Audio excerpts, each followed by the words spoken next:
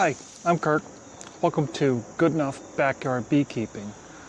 Thank you for people that have been subscribing to me since the beginning, and welcome new subscribers. This is actually my 50th YouTube video. It is mid-August in central Connecticut, and I thought it was time to create another video. I haven't created one in a little while.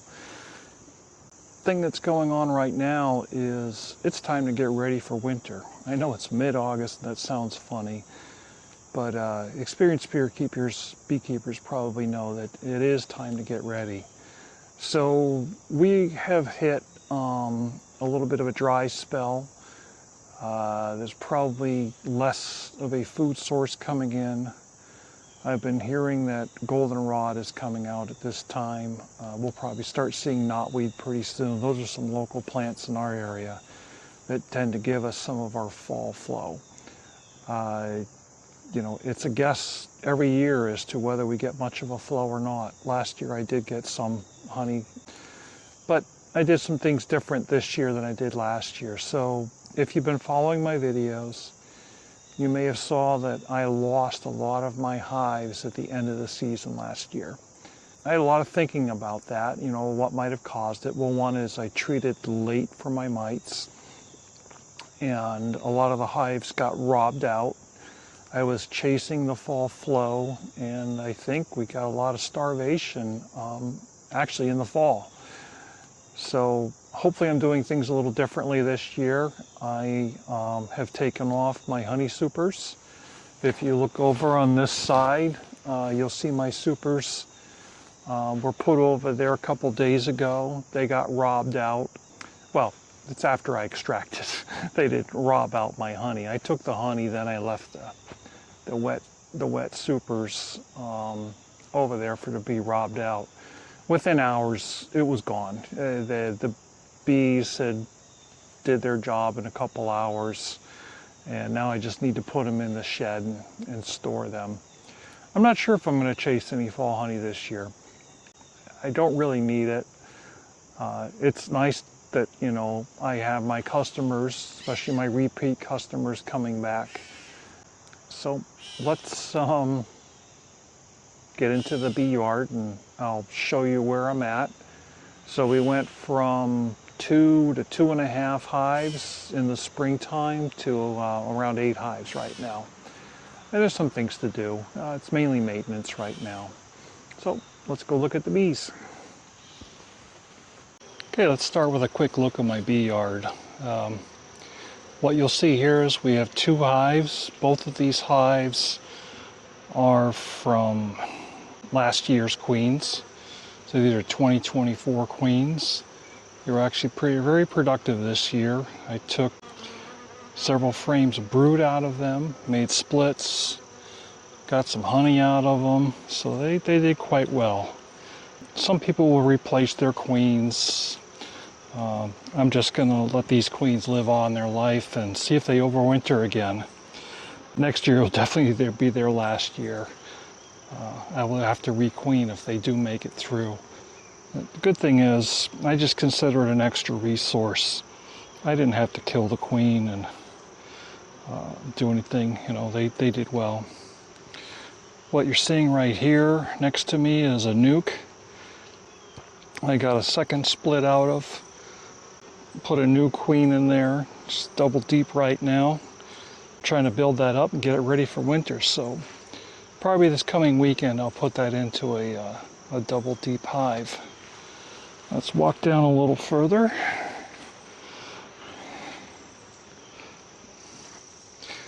So these 2 small nukes you see here, there's actually nothing in there. I just need to put those boxes away.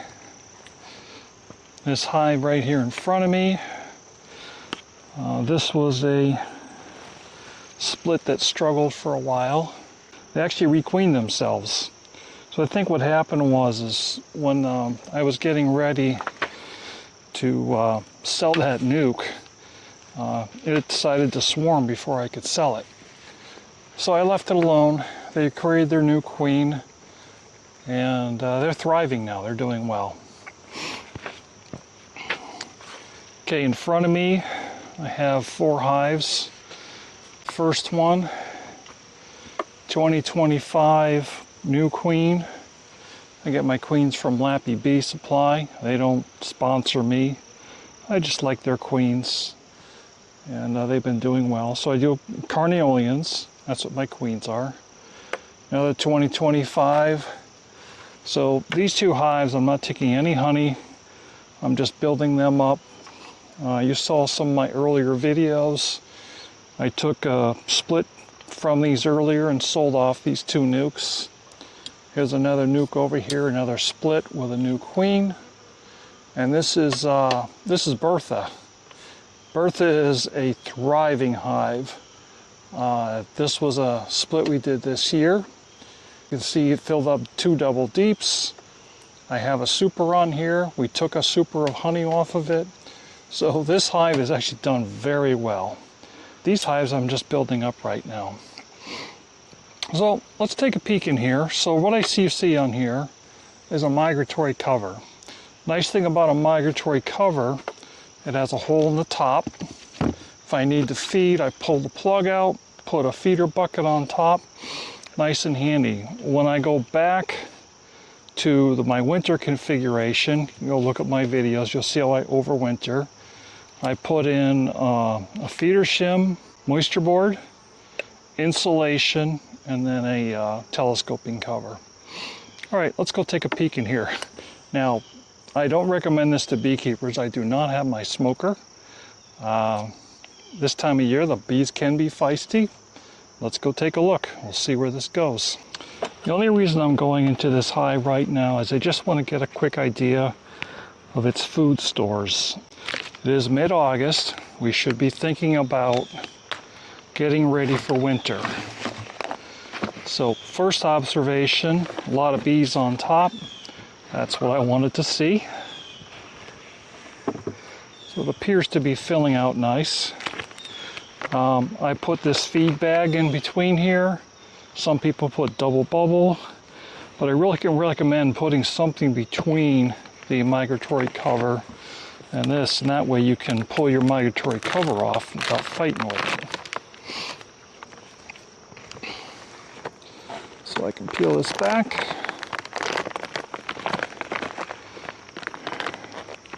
So far they seem to be very calm. I like this. Good temperament. I just slow down for a little bit, let them calm down. I'm going to grab this outer frame just so I can have room to pull frames. So I haven't been into this hive for about a month. I was feeding this hive to get it to build up. It was a little bit light. That frame has nothing. Maybe what I'll do is I'll put that in between some frames to get them to work it.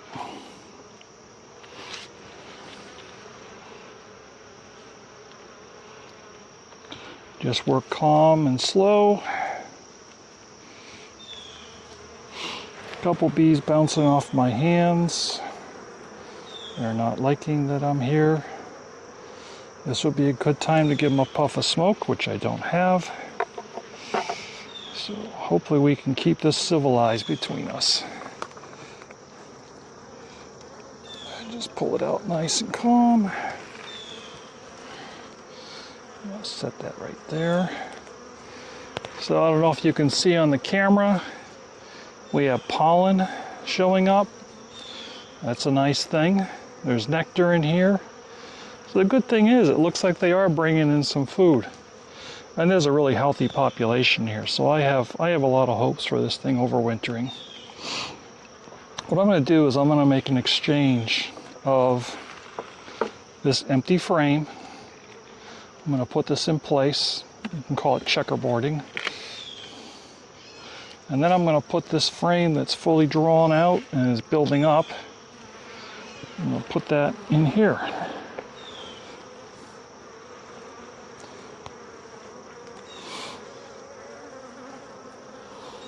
So, not necessarily recommended for all beekeepers, but I'm not going to do a deep dive in this hive right now. We should be getting beyond our swarming season. But you know what? Swarming season never really stops. It just becomes higher probabilities different times of the year. They could still swarm. I probably should go deeper, but I'm not going to do that right now without a smoker. Here is a hive beetle, and we'll give that the old squeeze test. Oh, it failed. Okay, that one's not going to bother us anymore. I'm going to put my cover back on. So I do not need to feed this hive. They look like they're doing well on their own. I'm glad I don't have to feed. But sometimes you have to give them a boost just to get them going. So I gave them a bucket of 1-to-1, little on the heavy side of the sugar when I did it, and looks like they rebounded quite well. So we're going to cover this one up.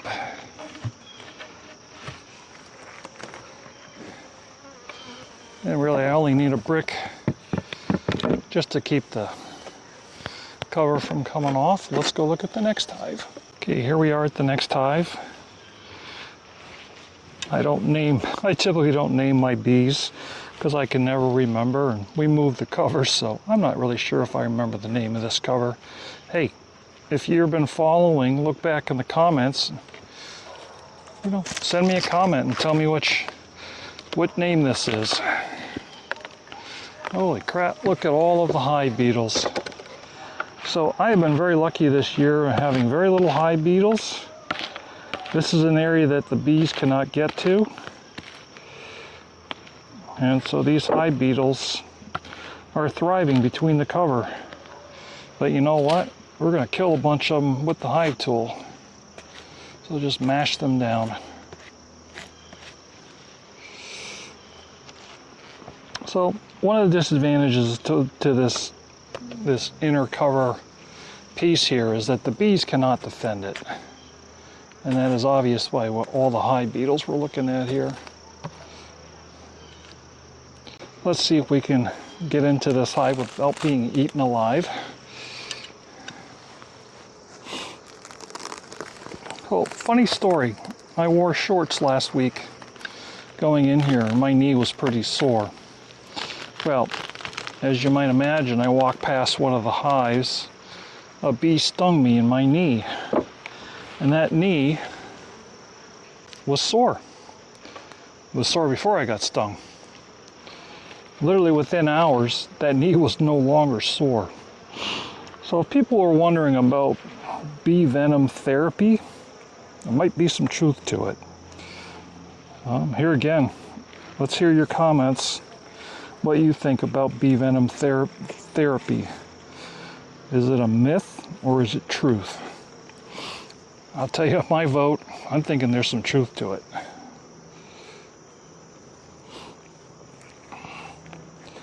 Here again, not recommended. I would definitely use a smoker. See, there you go. I did something wrong, and they let me know it. They haven't stung me yet, but they sure jumped at my hand.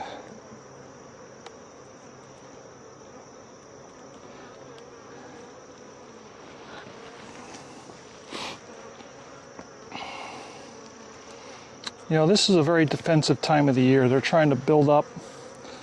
Bees are trying to rob them. So not necessarily that you have bad bees. It's the time of year. All right, well, I pulled that right from the middle. A little bit of risk. Could be rolling queens, but you got to go slow. This is basically a slab of brood right here, followed by, so this is cap brood. I see the larvae in here. I got a nice honey ring. I'm like, this is like a textbook frame. I'll be honest with you, I may need to put a super on these hives. This thing is packed out. I'm looking, the rest of the frames are pretty much this way. I might need to put some supers on these hives. I really didn't want to go after any more honey. So the other thing we like to do is do a heft test. I'll put this back together. and then we'll do a little heft to get a feel for the height, the weight of the whole hive. It's funny, as I put my hand over, I do get some bouncing off my hand. They're giving me a warning. They're basically saying, leave us alone.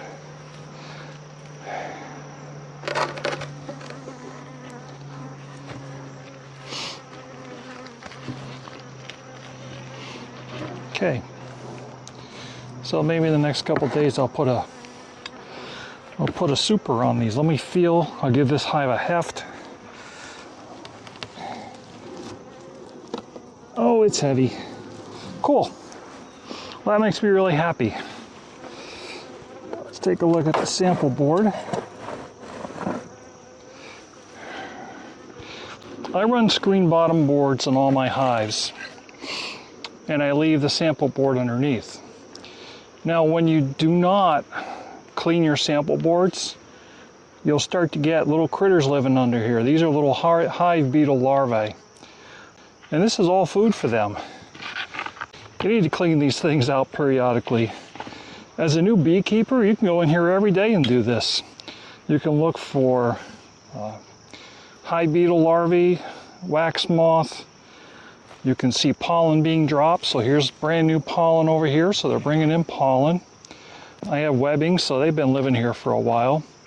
I'll scrape this off and clean off. And these are political signs. So nothing to do with my political beliefs and whatever.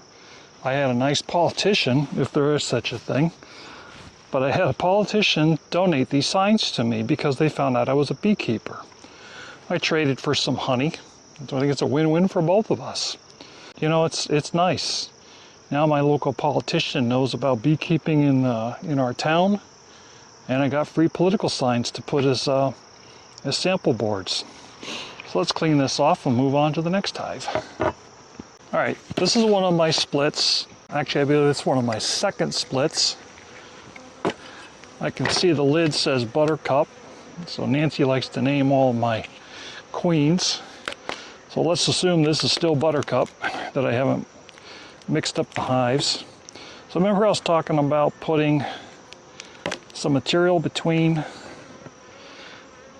the top and the cover? Well, they did a good job of gluing this together. All right, cool. So I'm liking what I'm seeing here. Well, other than we have a hive beetle explosion. I don't know why. I've had no hive beetles all season except for a couple. And now they are going nuts. Well, the good thing is the hives are strong. They're keeping the beetles at the cover. We're giving them the hive tool test. Apparently they're failing the test miserably. I guess they don't like being squished. But we call that the hive tool test. Some people will re-queen, test their queen to see if it passes the hive tool, and if it doesn't, they put a new queen in. I hope you understand I'm joking. You don't want to squish your queen with the tool unless you're really trying to get rid of it. Look at that thing. That hive beetle was just calmly sitting there. This is getting packed out. You can see how excited they get when I put my hand over them. I don't need to be pulling this frame. I don't have any smoke. But what we're going to do in the next couple days is we're going to switch this to a 10 frame box. Try to get this one ready for the winter. If I can't get them to build out another box full of their own stores, we'll probably put a candy board on it. That's actually worked pretty well for me in the past. So I like the way this nuke's coming out.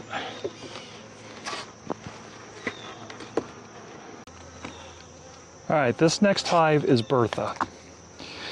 I'll be honest with you, I really don't want to go into this hive without a smoker, but I'll do this for your entertainment, okay? Last time we put oxalic acid on Bertha, it got really exciting.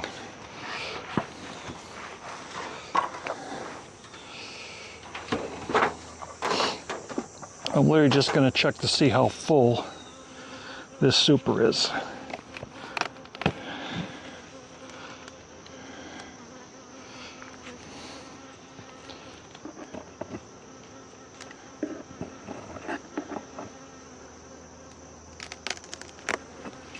don't know if you can hear that on camera, but I have a bee buzzing in my ear.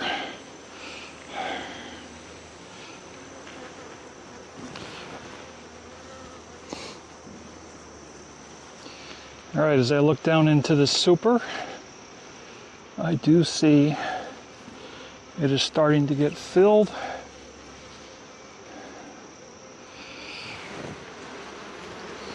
Wow. They just got a catch of my breath and they attacked me. Here, watch, I'll do it one more time for the camera.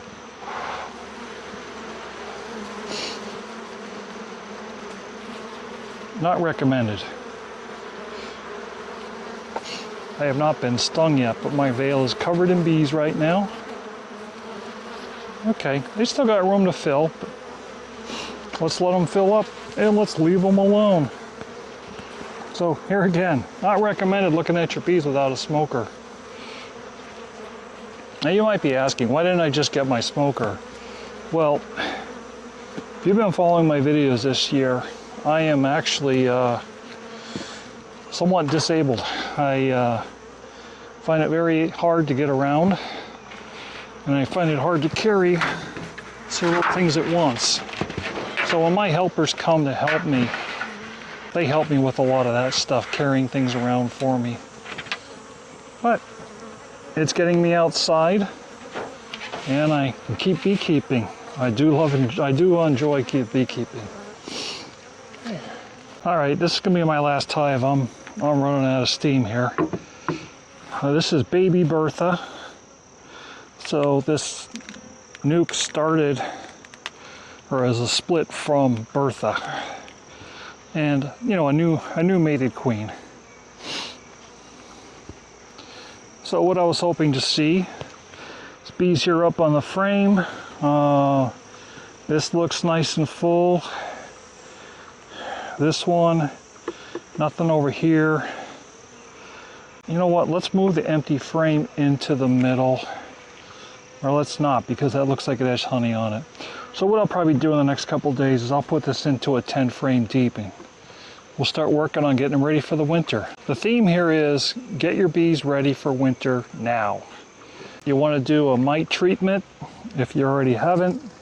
We can argue whether doing treatments without testing. You're going to find that your bees are probably, or your mites are probably building up this time of year right now. I made the mistake last year thinking that I could catch up with a late treatment with Formic Pro. It was too late. Last weekend we zapped them with oxalic acid, and I wish I would have cleaned my sample boards beforehand so I could see the mite drop. So I'm really not sure how effective it was, but I'm happy I did something. And I'd recommend to you right now, do something.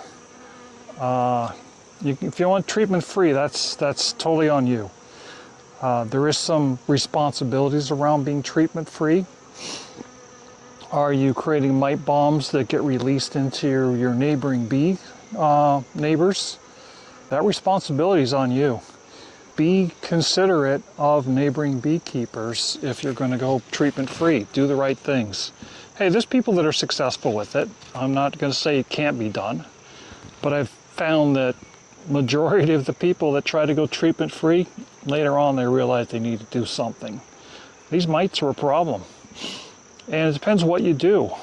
Some of the treatments are possibly becoming ineffective, and also the way you treat is important. Here, I'm going to give you my 2 cents on Formic Pro. You want to put 1 pad of Formic Pro on right now. That's okay. You're going to knock the mites down. I think I've heard even from the Formic people that 1 pad doesn't necessarily penetrate the cappings. So you need the 2 pads to penetrate. You may not need to do a full-blown treatment yet. My belief is knock them down right now. And then before winter, so what I want to do is in September, I'm going to give them 2 pad treatments and I'm going to hit them hard. And that penetrates the cappings and that knocks them down quite a bit. Now, if you're trying to get to 0 mites, I tell people it's like chasing infinity. If you look at the curve for infinity, it comes down and then keeps going. And what I'm referring to is trying to kill that last mite. Don't worry about it, okay? If you have a good strong hive, it can live with some mites in there. It doesn't have to be zero, but it's better than having thousands of mites or hundreds of mites in there. And then I whack them with OAV in the winter time. In the winter, we get temperature, we'll hit a day or two, about 60 degrees here in Connecticut, and I think most of the country, even Alaska, sees a 60-degree day. Watch for that and hit them with oxalic acid vapor in the winter time. That'll knock down some of the lingering mites. May not be zero. You probably still have a little bit of brood in there. It's a small patch, but it's not much. So I kind of laugh when these people are like, well, use oxalic acid when there's, or it's only effective when you have, no brood. I'll be honest, my belief is there's always some brood in there, but it just might be low numbers. So those are some of my theories. I'll be honest with you, a lot of this stuff that people talk about as facts are theories. They're not necessarily all facts. They are theories. And the belief is if you say it enough, it becomes truth. So even when you see studies that are done, studies are, a theory being tested. It's not necessarily always the total fact. So to say that you have zero mites, you probably have some. It's a question of whether your bees can tolerate that or not. So with my closing statement, thank you for watching. I'm cutting back on the videos. I'm not creating as many because basically they're redundant to the videos I created last year. So this is really an update for you to see where I've gotten with my hives, being down to 2, I'll call production hives, getting it back up to, I think we're at 8, so 1, 2, 3, 4, 5, 6, 7, 8. So I'm going to try to overwinter 8 hives. These 2 are older over here, so I don't really have a lot of faith that I'm going to get through with those 2, but we're going to give them a try. Why not? They're still producing. Hopefully I'll have some resources coming out of the winter. I'll split them again and, sell off some nukes and regrow my own apiary. Thank you for watching, and I'll talk to you later. Bye.